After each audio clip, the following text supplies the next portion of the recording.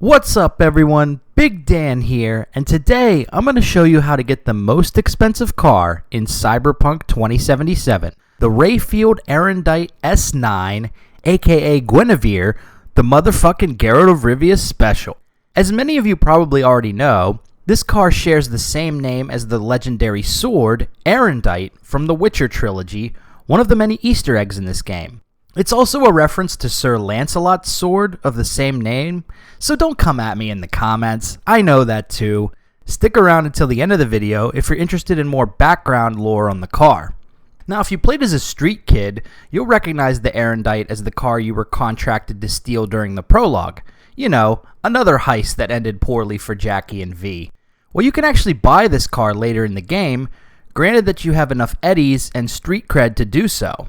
In order to be able to purchase this car, you'll first need to reach 50 street cred, which is the maximum level.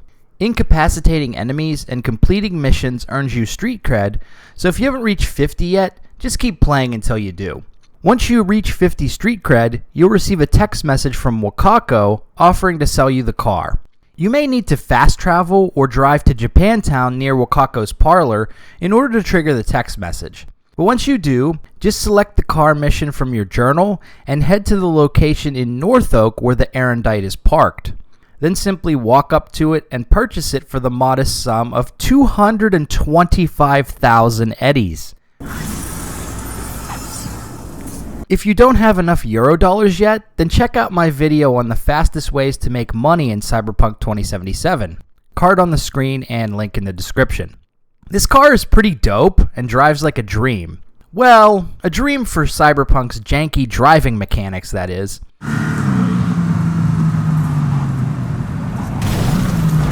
I do prefer driving the Rayfield Caliburn because it has more responsive turning and handling, but still, this car is the car that I end up driving the most because I had to do so many side quests to get it, and because it's near the top of the car recall list. Let's be real. The only real downside to the car, other than the high requirements to purchase it, is the lack of a stash. There is no trunk for this vehicle, so there's no way to access your stash to offload or retrieve equipment. I found the lore on this car pretty interesting. We can learn about it from the scream sheet Kirk hands us and our conversation with him in the Street Kid prologue. The Rayfield Aerondight was developed and manufactured in Goodwood, UK, and named after the sword of Sir Lancelot du Lac and Geralt of Rivia. It is the fastest street-legal vehicle in the world with a record speed of 512 kilometers per hour. The car was also a limited production run with only 150 units produced worldwide. If you check the bottom left-hand corner of Kirk's scream sheet, you can see a quote from the Lady of the Lake when she gifted Aerondight to Geralt in The Witcher 1. Take this sword as a sign of my favor.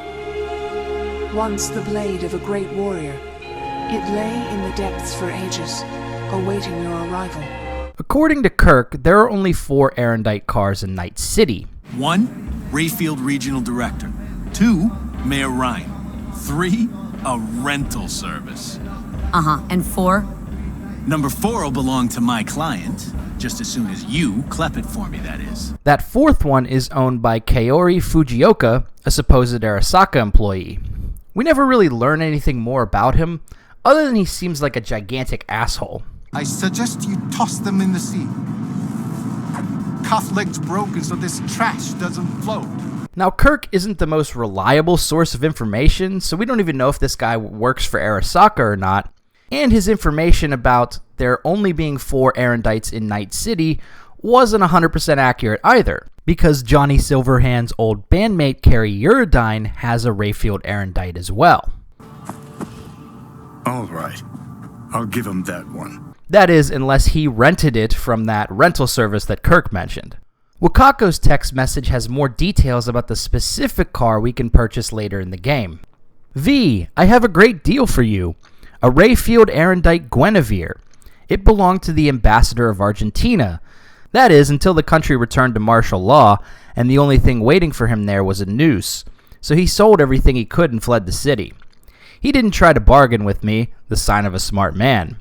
I too would be smart if I were you, and get your cash ready, because this is a once-in-a-lifetime opportunity.